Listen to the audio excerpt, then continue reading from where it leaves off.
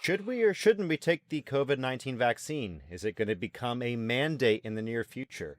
Are you selfish for not wanting to take it? What about all of the detractors to the vaccine? And how about that one video of that nurse who got the vaccine and shortly thereafter passed out? Let's talk about that today. I'm once again joined by Bethany and Robin. How are you two Great. ladies? Really good. Thanks for having me. Glad to have you all back. Absolutely. It's a wonderful time every time. And in fact, you are a fan favorite. I get the most feedback about y'all, and people have been wondering where you've been. So I'm glad to have you back. So let's start off today talking to Dr. Bethany Reif. Dr. Reif, how exactly are vaccines made? And what's the general process? What are we doing here? And what are some of the eccentricities about how this particular vaccine, we're talking more about the Pfizer because that's one of the highest profile names. But if you have any other information to lend, absolutely. Go ahead and tell my audience how vaccines are made and how this particular one was approved and etc. Okay, so um, the basic this is a new technology, this mRNA thing that Pfizer and Moderna have done. I'm most familiar with the Pfizer vaccine just because that's the one that's actually currently released and currently being given in the medical field. So the mRNA it's a piece of messenger RNA is what that's called, is what that M stands for. And what that does is it sits in your cytoplasm. It enters the cytoplasm of your cell. It does not enter the nucleus. It cannot change, it cannot affect or change your DNA. And in the cytoplasm of your cell, the mRNA is able to get to enter the cytoplasm. Your your cells actually then take that information and create a protein, and that protein for the in the vaccine is the spike protein that's on the coronavirus. And then the cell will then present the spike protein on the surface of the cell. Your body recognizes, hey, this is foreign material. It creates antibodies to the spike protein. And then your body has those ready, and then your body remembers that antibody. And so when your body then sees the coronavirus, if you're exposed, it will go, hey, we know what this is. This is foreign, and it instantly is able to make a whole ton of antibodies super fast, and thus hopefully you don't get sick is the idea. And so that's how the vaccine works. They figured out that to get that mRNA into the cytoplasm of your cell, they're wrapping it in some lipids because that protects it until it's able to get in the cytoplasm, and that's how it gets into the cell. So that's how it works. And this is a brand new technology. So as far as how they created it, I do know I don't work in a lab. I don't know how like laboratories, technically do these things and all the things involved in that. But my understanding is this is a lot easier than creating a lot of the other vaccines that we've done, because they're normally trying to create a protein or wrap it with a protein, or they're trying to take the virus or the bacteria and change it in some way to deactivate it so that it doesn't make us sick, and then put that in the vaccine. And that takes a whole lot more steps and is a whole lot more technical than making a little tiny piece of mRNA and sticking it in some lipids, and that's all that's in the vaccine. And so that's a whole lot easier. And so they're hoping that makes this vaccine that makes this vaccine a lot easier to create and faster to make. Now, as far as vaccine approval and the FDA and how that works, it's really complicated. But well, it's complicated and simple at the same time. There are multiple organizations that kind of monitor this. There's an outside board that looks at all the data that then presents it to the FDA. There's also the they look at all the data, and there's also a board that's regulating whether or not everything that the study does is ethical and safe, and they're not hurting any of the study participants in this whole thing. The study participants, so there's a regulatory board that makes sure they get this big, disclaimer and consent form that tells them every possible thing that could happen to them, or any concern. And the study participants are, of course, agreeing to do this of their own free will and understand the risks that they may be taking. So Pfizer's study, they kind of coupled it a little bit with Moderna for the total of 70,000 participants or somewhere around there. But what they do first is of course, they decide that it works in the lab, and then they start with a few hundred, or even I think they start phase one is less than that. It's, maybe 20, 30 participants. They inject it in those few participants, make sure that they mount an immune response and that they look immune. And then if that passes and that works, then they go to a few hundred participants, make sure everything looks okay, make sure they're mounting an immune response, the vaccine seems to be working, and it's and awful side effects. And then once it passes, that's phase two. Once it passes phase two, they're allowed to go into phase three trials, which is several thousand. And so for Pfizer, that was somewhere in the range of 40,000. And I think the other 30,000 comes from the Moderna study. And so in total, I think we have around 70,000 people that are involved in the vaccine study, is what I've read. And then out of that, they did a, randomized controlled trial, which means they have controlled participant is a blind control. So you don't know if you got the vaccine or not. The person giving you the vaccine doesn't know if they're giving you the vaccine or not, but it's a double blind placebo, so that nobody knows whether you're getting the real one or the placebo. And then they monitor who gets sick and who doesn't.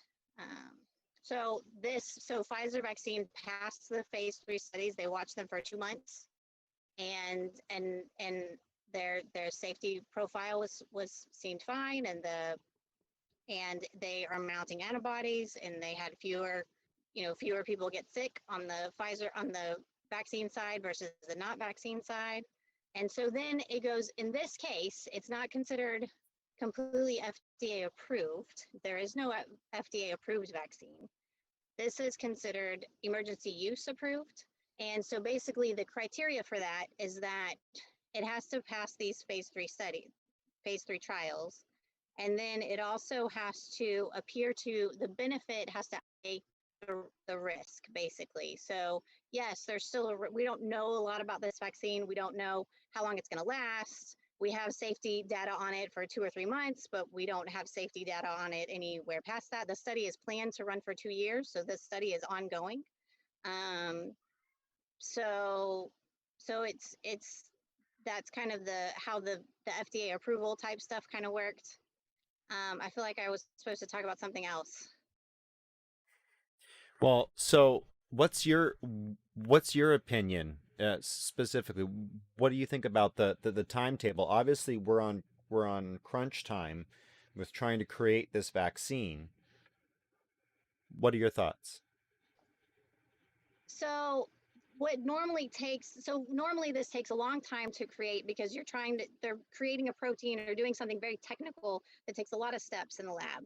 Each one of those steps has to have FDA approval. So the paperwork and the time involved in that is immense, as well as the money. And normally, if a company is trying to design a new medication or a new drug or whatever, they're going to throw some money at it, see how it goes, and then they're going to go to the next step. And some board in the company has to approve that they're getting the money, that the project should move forward, and there's all this paperwork and time and money involved. So the fast track, as far as I understand, that the way this was fast tracked is, for one, the government subsidized this, and all the companies, of course, it's a race, and so all the companies threw all their money at it all at once, and there is none of this waiting to get approval for the next step and that kind of thing. So that helps things speed along. The other thing that sped along is the FDA was not approving things in front of it. The FDA was on this, the committees that needed to do the approval were looking at this first, and it was first in line at all times. And so those are the steps that were skipped. The paperwork line and waiting for approval for money line is what is fast tracked. And then of course, it's emergency use approved rather than full FDA approval. So that's the fast track. It was not fast tracked in that they skipped any steps as far as the studying and that kind of thing. So from my understanding, I think, my opinion of the whole vaccine overall is this looks good on paper. As far as what we're seeing far, it looks good. As far as the Pfizer vaccine goes, that's the only one I was able to look at in detail. And then I think the way they're rolling it out, as far as offering it to the most high risk, right now they're offering it only to medical personnel that are high, and they're offering it. Nobody's requiring it of anybody. And the medical personnel, at least most of the ones I talk to, we recognize that we're somewhat being guinea pigs. We don't know a lot. We don't know how much time, and that's, so they're agreeing to that. They're okay with it. It's just like being a study participant. They agree that this is what we know. Maybe some of them are really looking at it and really spending a lot of time investigating and deciding what they if they want this or not. And I'm sure there are a lot of them that are like, oh, it's emergency use approved, I'm getting it, that kind of thing, and not looking at it at all. But I think most of the medical community recognizes that this is still an early approval. We don't know a lot, and that there's always things that we don't know. So So the primary thing for most people is honestly, the way I see it is most folks who are getting the vaccine really just want to get back to work. That's most people I talk to subjectively. Like subjectively, they just want to be able to be immune to go back to work.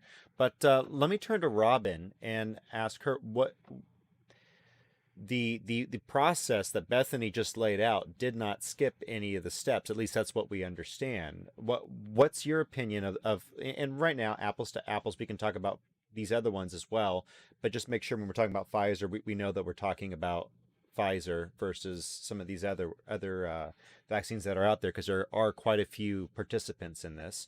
What are your thoughts, Robin? I agree with Dr. Rife. I think that um, this is the most thoroughly tested and transparent vaccine mhm. manufacturing process that the country has ever seen. And I don't say that because it's great. It's not great. There's nothing great about it.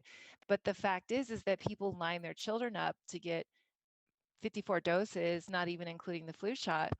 Um, before the age of 11 in this country, thinking that these vaccines are tested for so long and that it's all transparent and all of that, when in fact, this is the most tested vaccine. People are scared of this vaccine.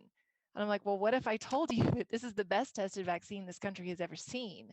So, what are you putting into your kids?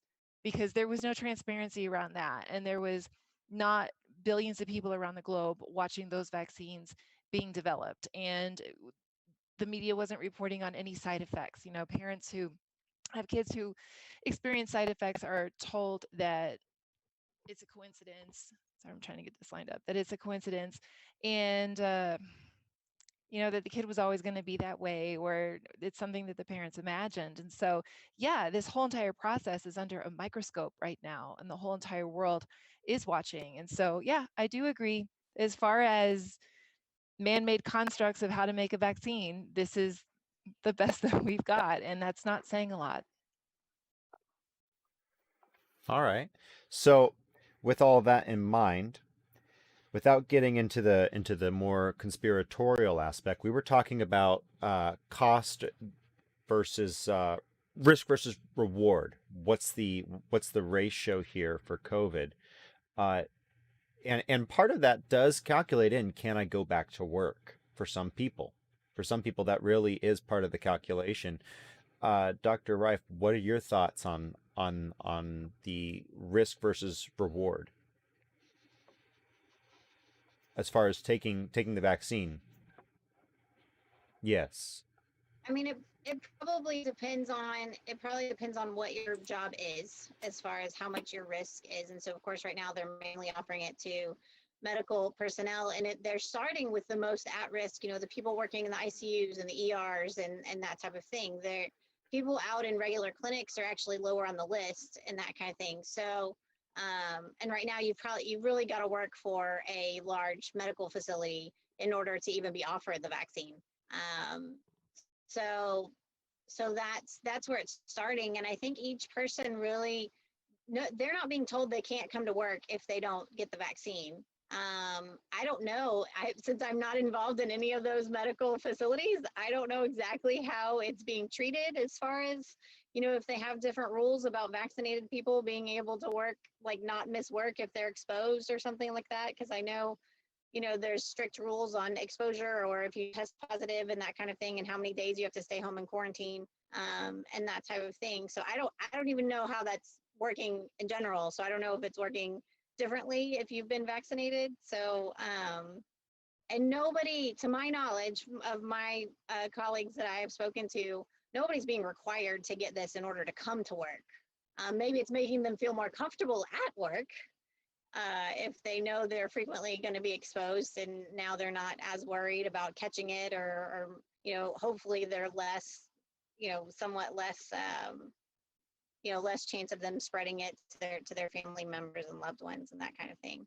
One pro that I did that did come to my attention is that as this gets rolled out and gets rolled, as the more high risk populations get it, so the older population starts getting vaccinated, people that have been, being isolated for months, almost a year now, are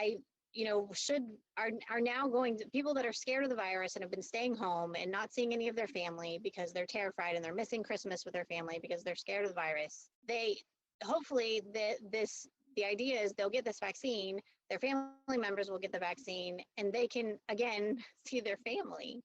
And so I'm hoping that is one real positive thing that will come out of this, because I think that missing each other and physical contact, just face-to-face contact with other people, is such a tragedy right now that people are missing out on that. So, and I absolutely agree. That's one of the things I think that the real tragedy of coronavirus is not necessarily the virus as much as it is how much it's changed everything, how many people have died from suicide. It's absolutely frightening. That is a real epidemic. And that's an interesting argument that if it makes you feel more comfortable, maybe it's worth the risk. But Robin, what are your thoughts on the risk of taking the vaccine, the risk reward? Some people can't go back to work until they've had the vaccine. That is rare, as Bethany Rife just said. But your thoughts? I don't know of anybody who can't go back to work without the vaccine. I don't know what industry that would be or what position that would be. We're looking at an overall mortality rate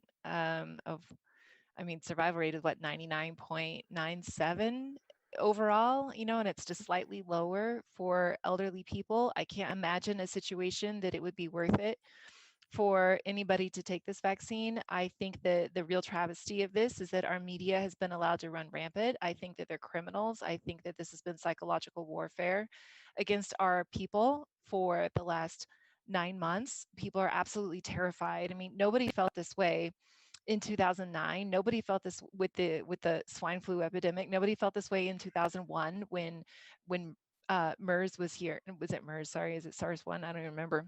SARS-1. SARS-1, yeah. I think MERS was in the 90s, wasn't it? A little bit before my time. Yeah, I don't know. So it all just depends on who's president, I guess. It depends on how much drama and how much fear the media wants to inject into society. And because, Obama was president during swine flu, then our media wasn't going to cover that story. Everybody just thought it was this extra vaccine, and should you get it or not, no big deal. But, and that also was not that different of a pandemic. It was a manufactured pandemic. It was something that the WHO had a huge role in with their entities that have captured them, such as GlaxoSmithKline, same with this vaccine. So I don't think there's any reason to take this vaccine. I cannot imagine a circumstance. I've even spoken with a man who was he's like deep into PCR testing, and he has a company that handles that stuff. And sorry, I've got this cat walking around meowing at me. And he believes that at best the PCR tests are 10% false positive, but on average they're most likely a 50% false positive. And he doesn't really believe that this is this big epidemic. And yet he told me on the phone, and he's in his 70s, that he would get the vaccine because he doesn't want to die. from it. And I'm just like, wow, I don't think that this guy's at any risk from dying from this. But no, I can't So that imagine. that's a really good segue in. I guess we are going to the political aspect of this, and that's okay. I've already on this show. I've already made my opinions known, but I'm going to ask y'all in just a moment more on the political and the politicization of this. But Robin, what do you think about therapeutics? How much have you heard much about the therapeutics or followed that at all? Do you have an opinion on therapeutics versus the vaccine? When hydroxychloroquine first came on the scene, and so uh, Fauci was saying that he wouldn't take it unless it was part of a study and blah, blah, blah, which I think is a lie. I think all of them were on hydroxychloroquine in the beginning. I think all the world leaders were on it. I would want to see, honestly, a blood test from Fauci. I don't believe him any further than I could pick that man up and throw him. I believe they're all on it. And so when this Gates funded hydroxychloroquine study came about, hydroxychloroquine is used with zinc, right? I don't know the mechanism of how it works, but my understanding is that it helps transport the zinc to the cells where the zinc is actually able to be readily available or readily absorbed and do its job. And It increases the pH of the cell, and correct me if I'm wrong, Bethany, that makes it easier for the zinc to cross the cell membrane. I believe that's what it is. But and but keep so going. they intentionally omitted it. And so you have this hydroxychloroquine study where it's all by itself. It's given to the sickest patients. They're all on their deathbed. They're all just honestly probably 72 hours from death at the point in time that they're even given hydroxychloroquine. They're not given any zinc. And then the placebo is vitamin C. I mean, that's just tobacco science from start to finish. That's how Monsanto does all of their science. That's how the tobacco companies did all their science. It's how pharmaceutical companies do all of their science. So that is the big study that disqualified hydroxychloroquine, is giving it alone without any zinc to nearly dead people while giving a vitamin C, which in itself is a therapeutic, and saying, nah, there's no difference in these two groups. There's no benefit. So yeah. And then whatever it is that Trump allegedly took, which I'll just go ahead and say I don't believe for one hot second that Donald Trump ever had coronavirus. I do not believe it at all. But this fast-tracked drug that he allegedly took that made him feel so much better. And how do you pronounce it, Bethany? Do you know? Is it I don't know what it was. I Remdesivir? Was can't it remember the name. remdesivir? Yeah, yeah. Remdesivir, something like that.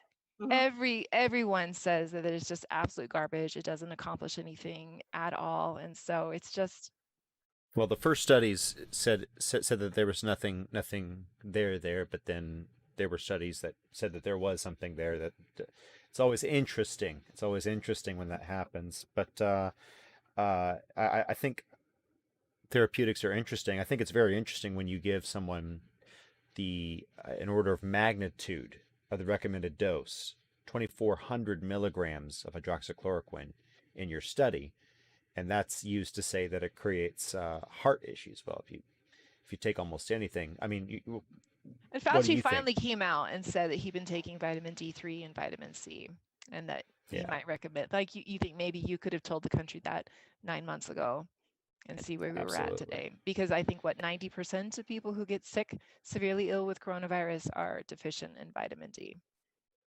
So, what's your opinion, Dr. Reif? Lean more towards a prophylactic with therapeutics or the vaccine?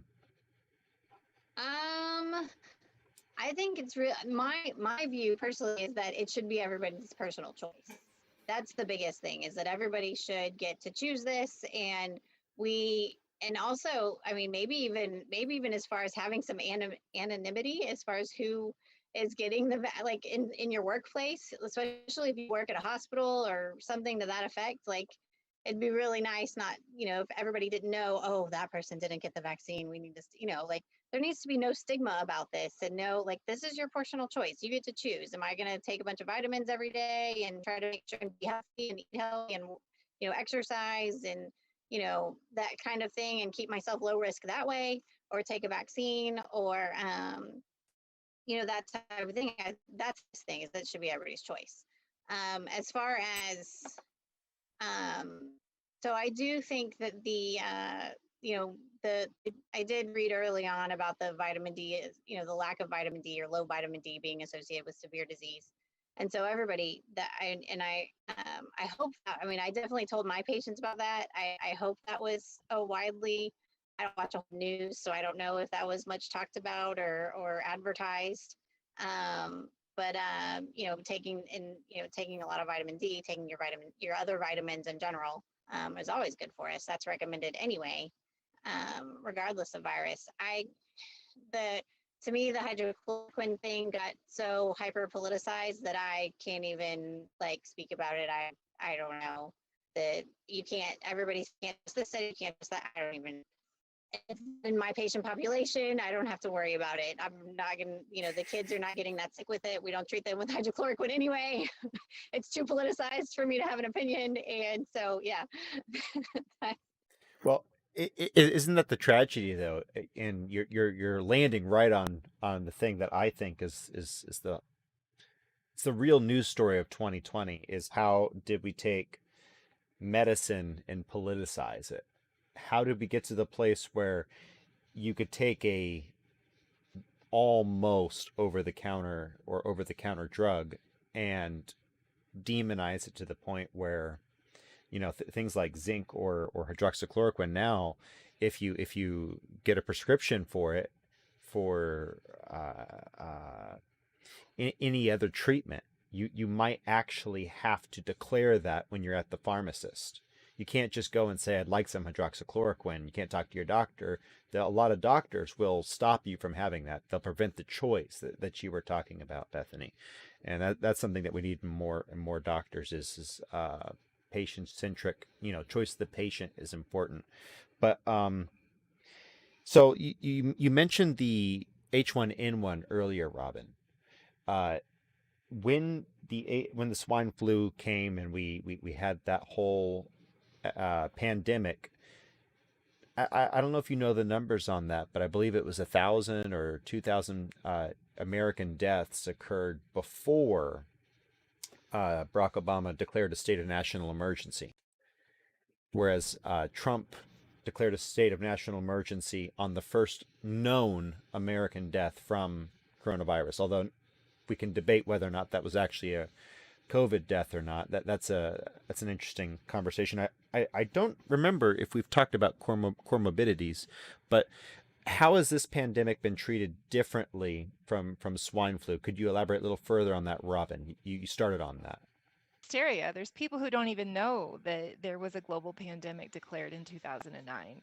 Even if they know 2009 swine flu, they don't know that it was a global pandemic. They don't know that so many don't know that there was this extra vaccine that came about. They don't know about the narcolepsy epidemic that swept across Europe and especially Sweden, Finland.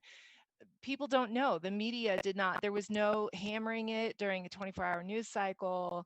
No businesses closed and no kids were kept from school, and there were no stickers on the ground telling you where to stand, and nobody was told to wear masks. Nothing. There's nothing that's the same about this at all.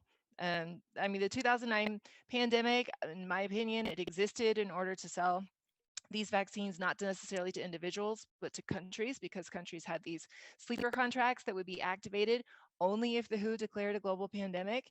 And the WHO had a definition up on their website for many, many years leading up to 2009, I think like at least 7 years, defining what a pandemic was to the WHO.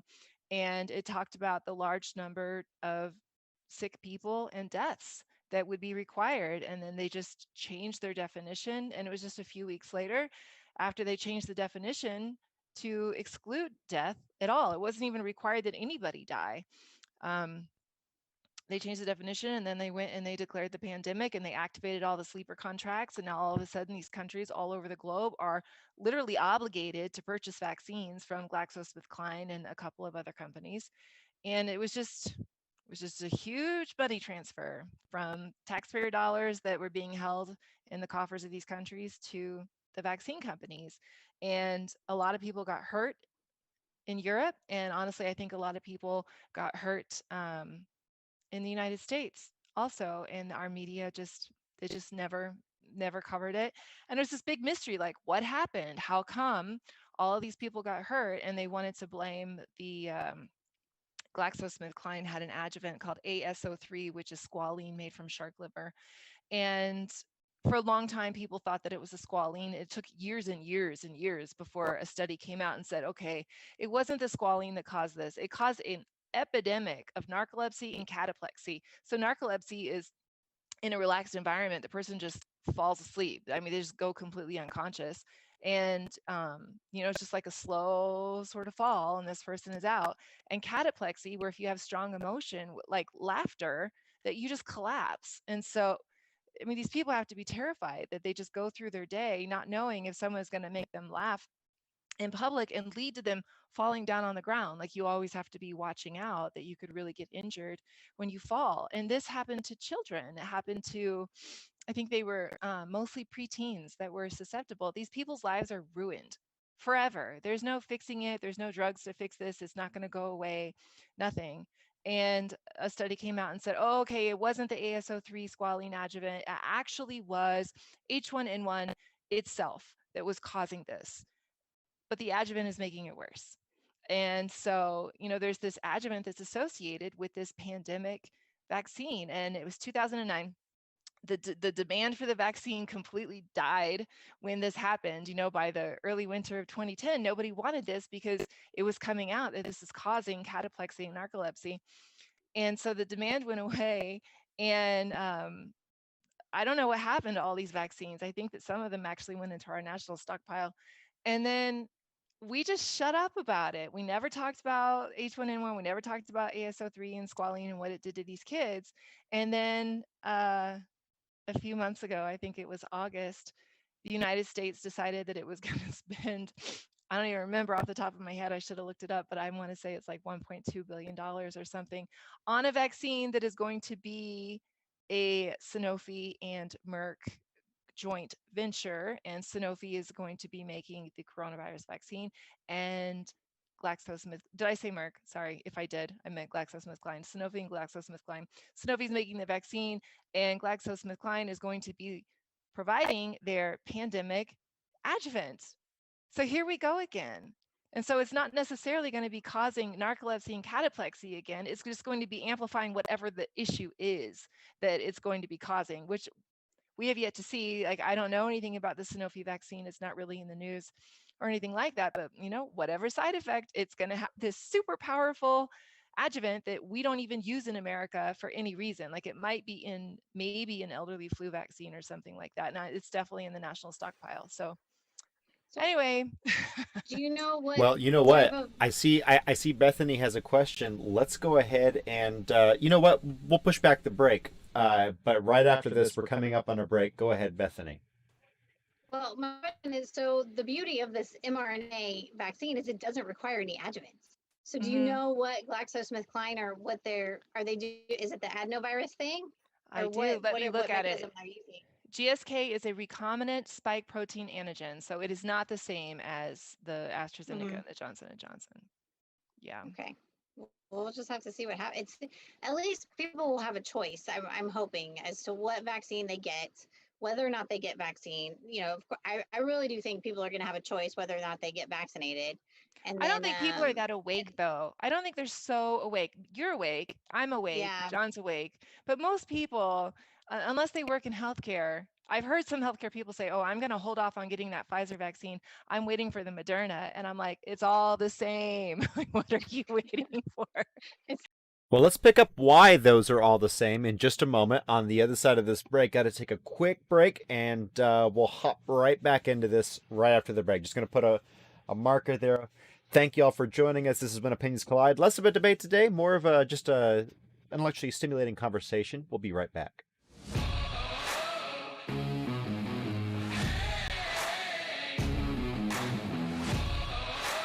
And we're back. Thank you once again for joining us on When Opinions Collide. I am once again joined by Dr. Bethany Reif and Robin, and we're having more of a discussion today, a bit less of a debate. We're talking about the new vaccine, or vaccines plural.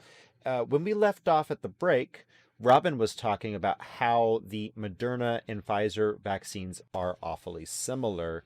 Why is that, Robin? So when I say that, the mechanisms are the same, right? They're both mRNA vaccines, and they both have um, is it polyethylene glycol, the PEG, which we should talk about. So, and then they both are having a lot of the exact same reactions. People are reporting the exact same reactions, and it's not necessarily at the first vaccine, it's at the second one. So I think for Pfizer, it's 3 weeks later, and Moderna, the second dose is going to be 4 weeks later. So we really have a lot to look forward to as far as the media covering these vaccine reactions that are supposed to be 1 in a million, that so far are nowhere near 1 in a million. So, so that's what I mean when I say I don't see the point when I talk to a healthcare worker who says, "Oh, I'm not going to get this dangerous." Or even like this week, I was on a flight to Mexico and I was talking to my flight attendant, my Frontier flight attendant, about it. And even she was saying, "Well, I heard that Pfizer one is really bad, and I have friends who are going to hold out and get the Moderna one." And I'm like, it's all the same thing. It's going to be the same reaction. And so, something that I want to talk about, if you don't mind segueing into it, is talking about the peg. Do you want to talk about that, John? Yeah, absolutely. Let's go ahead and dig in. So, something that came out in the summer, it came out through Children's Health Defense, because they had somebody, like, sort of within the organization, someone that they were working with who is former military, who had a horrible reaction to a certain vaccine. And because of the ordeal that this former, soldier went through, he knew what was going to happen here, because he knew that PEG was in these two vaccines. And so he came to CHD and he told them about his experience. And he told them that he knew from his research about what happened to him, 70% of Americans have antibodies to PEG. So this polyethylene glycol is an emulsifier. It's in our shampoos, it's in our soaps, it's in so many things. And so I am not certain on why we have antibodies to it, because we certainly don't make antibodies to everything that we eat, or everything that we ingest in some way. So I don't know if it has been injected in the past or not. 70% of people are sensitized to it. Now, that doesn't mean that you're allergic to it. It means that there's the potential for an allergy. It doesn't mean you're going to have a reaction to it. And so this man said, this is a train wreck waiting to happen. And Robert F. Kennedy Jr. wrote a letter to the FDA. He wrote a letter to HHS. I mean, he CC'd Fauci, like this was a real letter. And he warned them in September that this was going to happen, that people were going to begin having anaphylactic reactions. I mean, he seriously sounded the alarm before anybody else. Nobody cared about PEG. Nobody wanted to talk about it. And I want to say HHS's response to him was, take it up with the manufacturer. I mean, like, just completely null and void our watchdog agency, right? Our regulatory agency that is supposed to be caring about us here. That's just baffling to me that the FDA and the HHS would say take it up with the manufacturer, which CHD did. They tried to take it up with the manufacturer. I don't know what the outcome was. I'm sure it was nothing. So um, now you will see headlines when you look at these anaphylaxis stories. And so, there were the several nurses that it happened to in the UK. Now we've had several people that it happened to in Alaska, several more in Idaho, several more in Illinois. And it's very weird to me that these things are happening in clusters, because I don't believe for a second that they're happening in clusters. I think that some states are reporting it to the media, but most states are not. My assumption is that this is happening all over the country. So right now we're at 10 episodes of anaphylaxis in the United States for 700,000 doses, right? So that is one reaction for every 70,000 doses for a reaction that's supposed to be a 1 in a million reaction. That's what we're told. Anaphylaxis is a 1 in a million reaction. So now the media is actually reporting, and the regulatory agencies are actually being honest about it, that they think it's the PEG that this is happening. So I don't know how much is in store for Americans. I don't know how much is happening behind the scenes that's not being reported. But, you know, if people think that they can go get this vaccine at a pharmacy is not going to give you epinephrine. They're not going to give you anything you don't have a prescription for. To my knowledge, there's no law that tells pharmacies that they can just keep some extra epinephrine on hand for people who go into shock while getting their vaccines. I mean, there's laws that say schools can keep extra epinephrine, but I don't think you can like walk up to a pharmacy and just say, well, I'm going to die, I need you to inject me with epinephrine. So if people are going to be getting this vaccine in a scenario that doesn't have a crash cart ready to save their life, people are going to die. And if people think that they could go through a drive-through vaccination station the way they go through these drive-through COVID testing sites and get this, they're going to die in their cars. It's going to be tragic. So hopefully, however the vaccine is going to be administered, and distributed throughout the United States with our military, that now they're seriously considering the fact that people are going to have a few minutes to live. There's a lot of people who are going to have a couple of minutes to live with the Moderna vaccine and the Pfizer vaccine if they don't get epinephrine immediately. And it's not required that they already have serious food allergies and serious, latex or bee sting allergies that cause them to carry EpiPens. This is happening to people who have no history of severe allergies. So before we move on for that, here's a quick question. Is it even possible for manufacturing to stop and to reevaluate that, or we're just way past that? We're way past that mark. It's not Just going to, way past no, that mark. they're just going to deny it. I mean, even in the UK, you had their national health system say, okay, we're going to tap the brakes on administering this vaccine to anybody who has a history of allergy. CDC turned around the next week. I have a friend who was on a phone call listening to the CDC and he wasn't able to record it and it's not published anywhere, where they're sitting there saying that they completely disagree with that advice.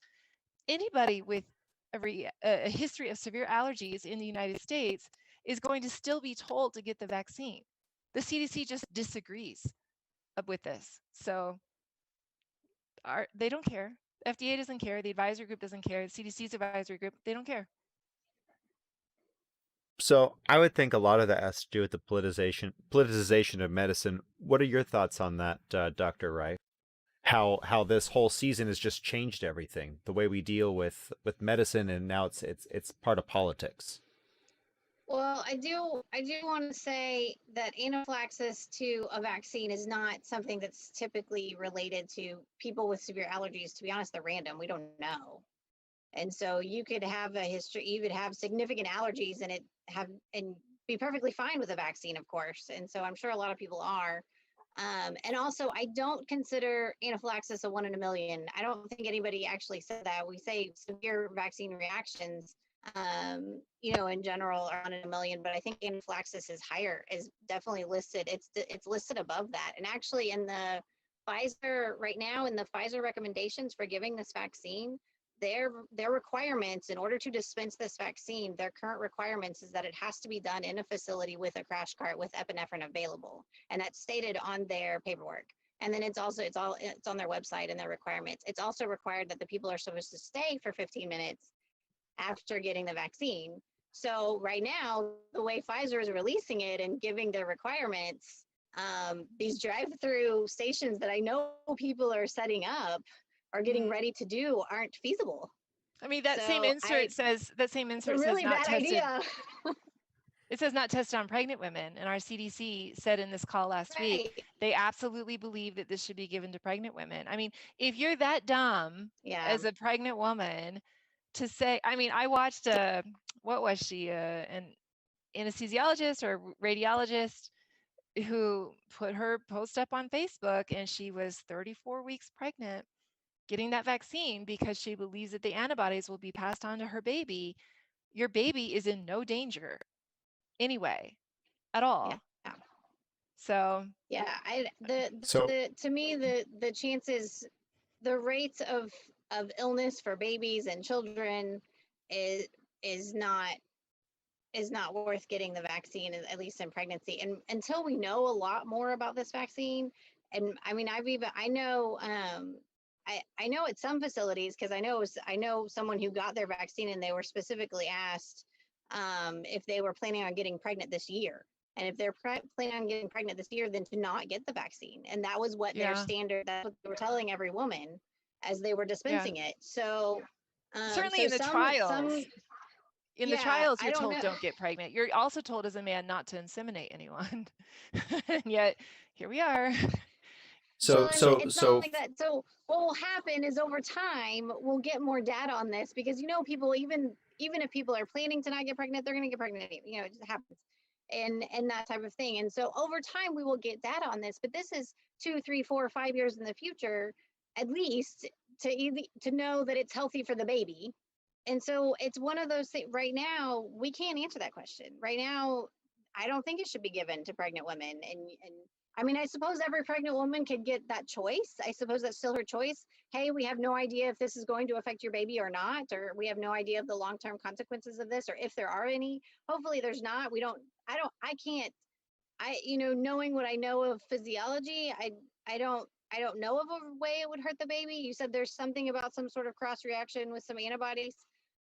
I mean, until we know more about that, then Yeah. people So should just what be told, hey, it's not good, recommended.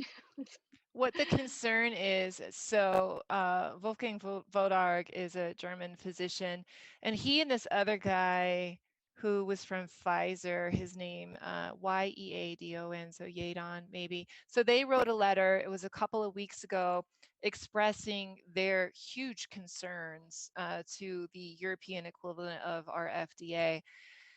And so they were expressing their concerns, number one, about the PEG, but number two was that the vaccine may end up making antibodies to placentas. So if it makes antibodies to placenta and you're pregnant, if it does, I'm not saying it does, you could lose your baby or Right. you could become sterile. So Yeah. this little blurb here that I was looking at said that in the petition, the two acknowledge that there's no indication whether antibodies against spike proteins of SARS viruses would also act like, okay, this is what it was looking for, was the Syntin-1 antibody, SYNCYTIN, so anti-Syntin-1 antibodies. And so, because that is a mechanism, I guess, this anti-Syntin, it's a known mechanism for the vaccine. And so I guess we'll just wait and see. But I mean, just like with So Gardasil, you're not going to know for several years if yeah, women.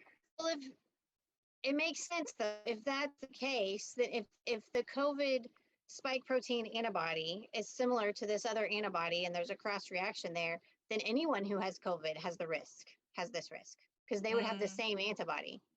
It's made the same way by the body. it depends on what that mechanism is. I don't know that it's naturally occurring. I don't know that it's the spike. I don't know what it is. Well, the I spike didn't, is the only one that the vaccine is making, is the antibody to the spike protein. but I'm not at the level where I could debate that right now. So I don't want to agree I or don't know. disagree with you. I don't Yeah, I know. don't know. Yeah. I'm just trying to figure out how. But if there was, I mean, because the antibodies do cross react, we know that. The molecular So mimicry. Yep. yeah, so we would have to. So I don't know. It's something to keep an eye on and see Yeah. what happened. And I definitely think that it should be seriously considered. I mean, I don't think that I think doing anything that we don't know anything about or we don't know much about, especially something that we've only had studies on for the past several months, doing that while you're pregnant when we have no clue, like that, to me that sounds like a really bad idea. Yeah. I mean, I wouldn't do that. So but everybody gets to make their choice, and I suppose some people may be okay with that. well, I hope everyone gets to make their choice, but God willing, things will all pan out with this new administration. Should they ultimately take their seat, hopefully they're prevented from making it mandatory. But so we were talking about some of the other side effects from getting a vaccine, something that happens on a occasional basis when an individual gets a vaccine. We saw that one lady who was on national television. She was in believe a nurse in Tennessee, if I remember correctly. She got a dose of the vaccine, the Pfizer vaccine, and about 15, 17 minutes later, whatever it was, she goes on national television and she passes out. So, real quick, uh, Bethany, what's a common explanation for this? What normally happens, and is it normal for it to be 15, 17 minutes out after getting the dose? Just to speak on side effects real quick too, there is a different, keep in mind, there's a difference between side effects and expected responses. So vaccine response is typically, we get some soreness on our arm, maybe a knot on our arm kind of thing that's expected. And then our body mounts an immune response. That's what the vaccine is doing, is mounting an immune response. And so it seems more significant with the second dose is what people are reporting, but maybe some fever, chills, they kind of feel fatigued, and those kind of headache, those kind of things are being reported, but that's expected. That's a vaccine response, and that's not considered a vaccine reaction. That is your body mounting an immune response to create antibodies, and that's part of your body. Your body is going, oh no, we're sick. Oh no, we're sick. We need to do all these things to make sure that we fight off this virus. And then, within 24 or 48 hours, it goes, oh, it's over. They're everything is fine, the virus has calmed down, everything's fine, and then your immune response will come down. So that's that, and that's as far as like immune response versus reaction kind of thing. As far as fainting, in my experience, the typical it's typically someone who maybe is a little dehydrated or has didn't eat in the past several hours. They get a shot, and then they stand up, and they faint, and it's scary at the time, and hopefully they don't hurt themselves on the way down. A lot of times, with my teenagers in the office, I often suggest that they sit there for a few minutes. I try to remember to ask, did you eat today, that kind of thing. But in my experience, it's only happened to me a few times in my office. But in my experience, that's the situation. I don't know anything about this particular case with this nurse. I didn't see the story, and of course, I wasn't there, so I don't know the situation with that. But yeah, having a little bit of a delay, it's like a vasovagal stress response. I don't know why it happens to some people, but some people are just sensitive that way. It it would probably happen with any other type of, if they got an IV or any other kind of stick. It's not necessarily related to the ingredients in the vaccine or that type of thing. It's just a stress reaction, is So my understanding of the whole thing. I have to assume that a nurse who will volunteer to get a COVID vaccine on live national television is getting an annual flu vaccine. And if she's getting the annual flu vaccine and she claims that she passes out anytime she feels pain, then she's passing out every year when she gets her annual flu vaccine. She wouldn't be a very good candidate to do anything on live TV. I mean, I don't buy her story. I just don't. I think Yeah. these nurses, I mean, every Seems single like a healthcare misstep. worker that has had a horrible reaction has gone allegedly to the media, like through their bosses or through their hospital or whoever, to say, I'm okay, and I might not be able to get this vaccine, but I want all of you. Let's soldier forward. Everyone should do this. Like they're all saying the same thing. It's just so bizarre. I don't believe any of it. I have a kid who has been in anaphylaxis 5 times, and he has been in anaphylactic shock once. And you're literally staring at death. You're watching somebody die. They could have a stroke at any moment. You don't know what's going to happen. Like you think, oh, I'll just give them Benadryl. That's not going to stop anaphylaxis. And you don't know what minute is going to be their last minute. You don't know. I've drug it out for 15, 20 minutes before administering epinephrine out of my own fear of hurting my child with the needle. The first time that I did it, I probably nearly killed my kid. I mean, he looked horrible the next day. He looked, I mean, just eyes swollen out, and then they sink in, and then they're dark, and his throat had gotten so tight, and his voice gets real squeaky. I mean, you're watching somebody die, and you're watching their body like try to dump whatever it is that they're seeing as this threat, and it doesn't know how, and it's this huge cytokine storm and all of that. Do you think my kid is going to get up and say, everyone continue eating peanuts, ignore me? Who would say that? You almost died. I don't believe for a second that a healthcare worker would tell all of America, go do this dumb thing that I just did that nearly killed me. I'm sure you're going to be fine. I don't buy it. It's hard to conjecture. However, color me cynical after 2020. I mean, I may have been cynical before, but a lot more so now. It is interesting. So some of the history on this vaccine I find fascinating, and at some point I think we need to dig into this deeper on how the vaccine came to be. But for right now, if someone is not going to be taking the vaccine, Dr. Reif, if someone decides that they don't want to take the vaccine, what are good prophylactics and good best practices to prevent getting the COVID? Yeah, well, I mean, to prevent getting it, definitely hand washing, um, just staying home when you're sick, or staying away from people who are sick, that type of thing, um, and washing your hands a lot. The other thing is vitamin D is good, vitamin C, those kind of things. Just being on a daily normal dose of those things. Regular exercise, eating good food, as in like healthy portions of things and healthy foods, fruits and vegetables, and getting your proteins and those types of things. I think one of the biggest things I think we can actually do.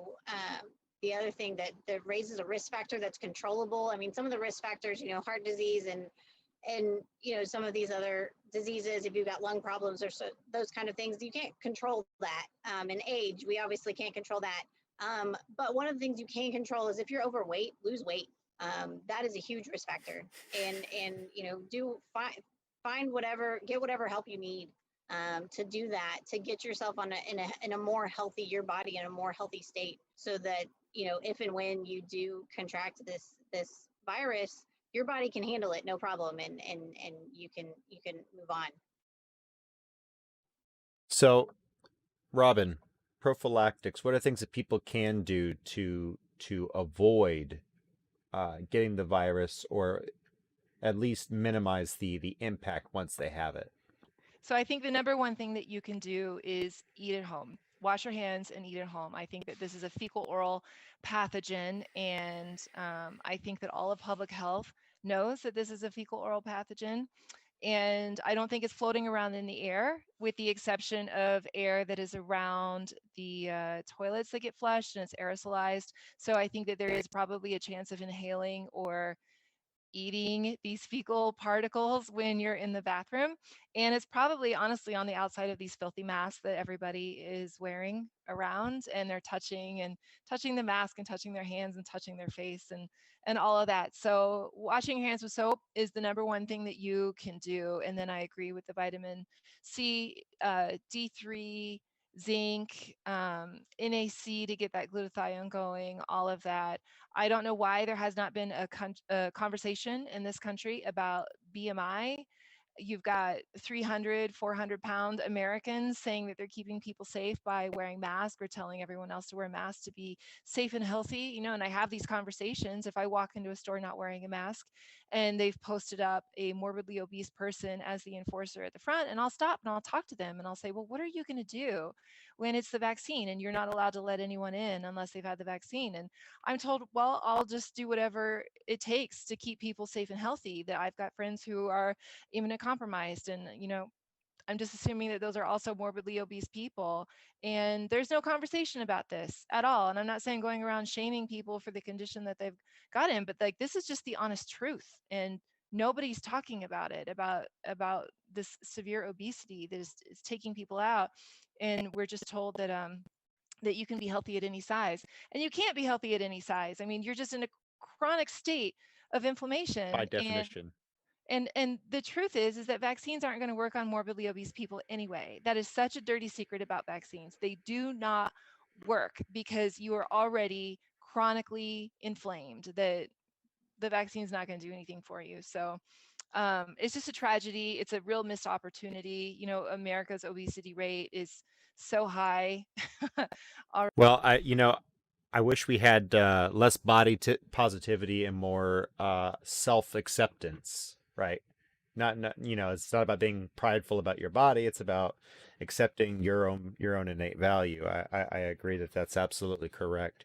We're running up really, really tight on the end, but I want to ask Dr. Reif, should kids wear masks?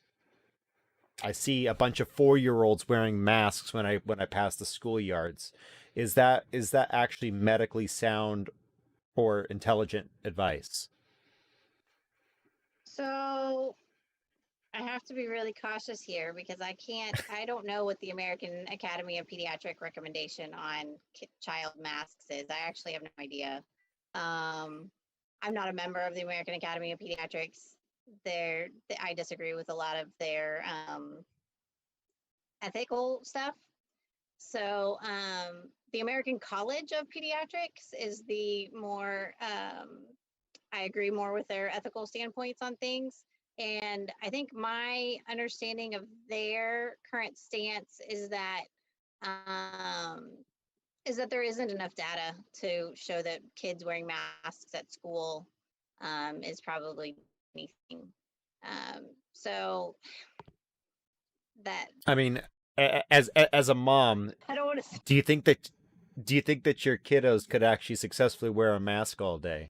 Well, and so that's where you get, they're expecting, 2, 3, 4 year olds to wear masks. Like I've heard stories of the kids coming home with someone else's mask, and it's just it's really bad.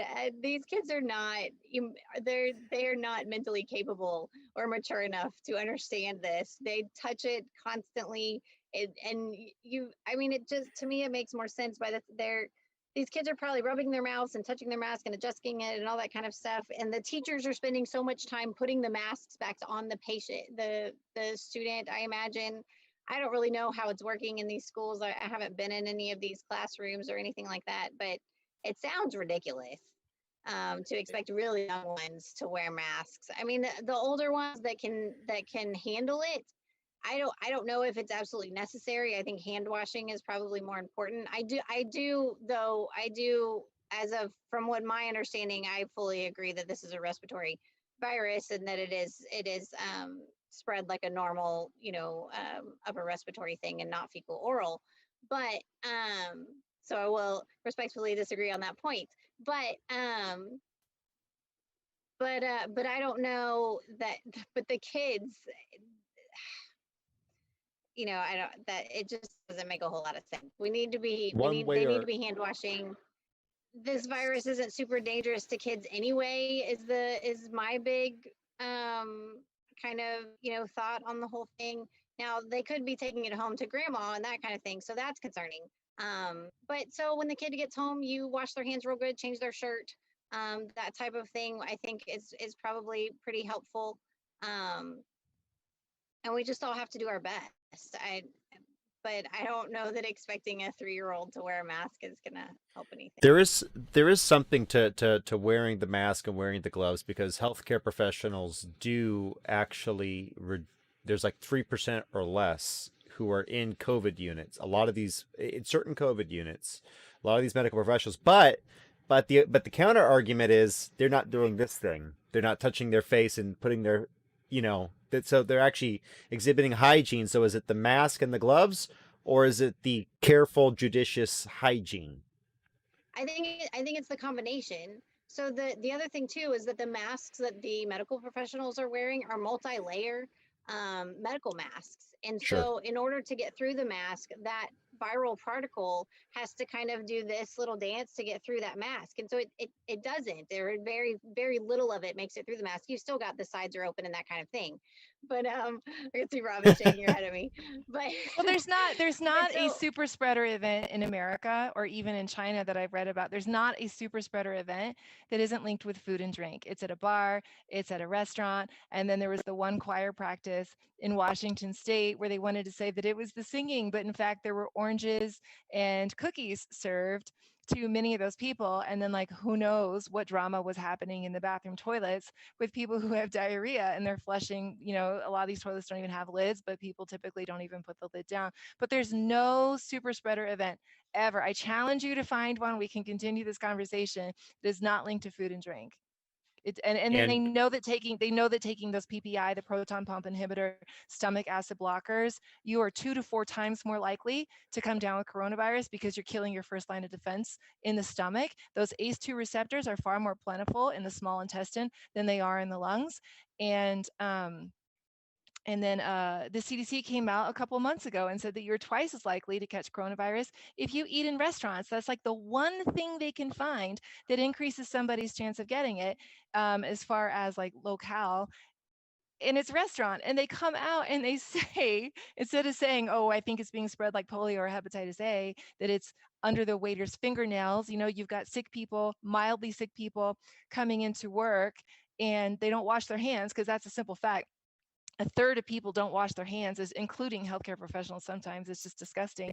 And so the CDC comes out and says it's because you take your mask off at restaurants to eat, rather than even entertaining publicly the policy. But you know, though, when that airline in China came out just 2 weeks ago, told their flight attendants to wear diapers and to stay out of the bathrooms, they know it's in the toilet. They all know. It's just So what we're gonna have to pick this one up. We're gonna have to pick this one up next time, because we are